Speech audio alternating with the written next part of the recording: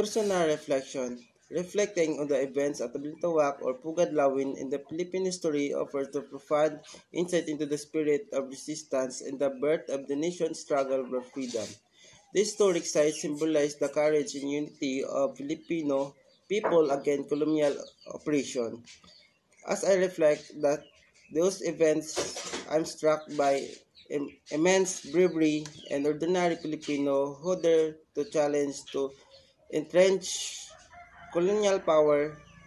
The image of Andres Bonifacio and the Katipunan tearing up their sidulas at Pugadlawin speak to deep-seated desire from the freedom and justice. The Crying Balintawak occurred on August 26, 1896. The crying defined as the turning point when the people finalized refusing the Spanish colonial domination over the Philippines island. With tears in their eyes, the people as one man pulled out their cedulas and turned them into pieces.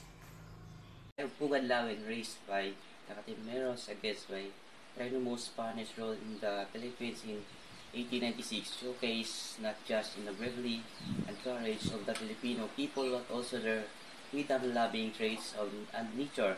The revolution against Spain was sparked in 1896 after Spanish authorized discovered the Katipunan, a Filipino revolutionary society splitting against by colonies and ended in 1902 where Spain lost and side sovereignty of the Philippines to the United States.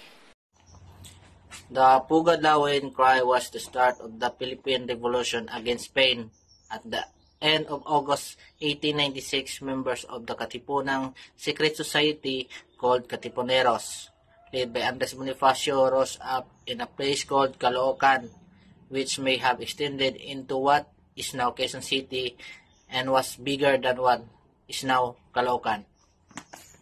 This revolution was done by the Katipuneros led by Andres Bonifacio, a symbol in Caloocan. Afterward, the event has known as the Cry of Balintawak or Cry of Pugadlawin.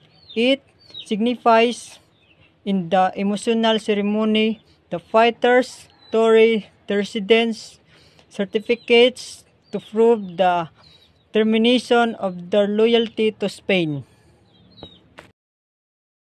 Reflection on Cry of Balintawak or Pugadlawin.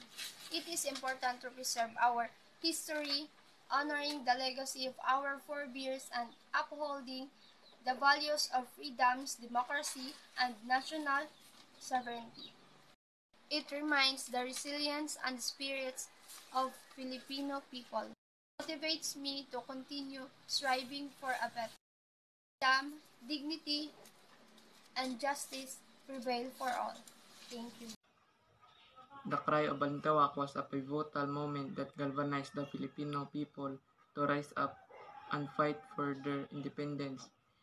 It was a powerful expression of unity, courage, and determination in the face of adversity. The event ignited the flames of revolution across the country and paved the way for the establishment of the First Philippine Republic.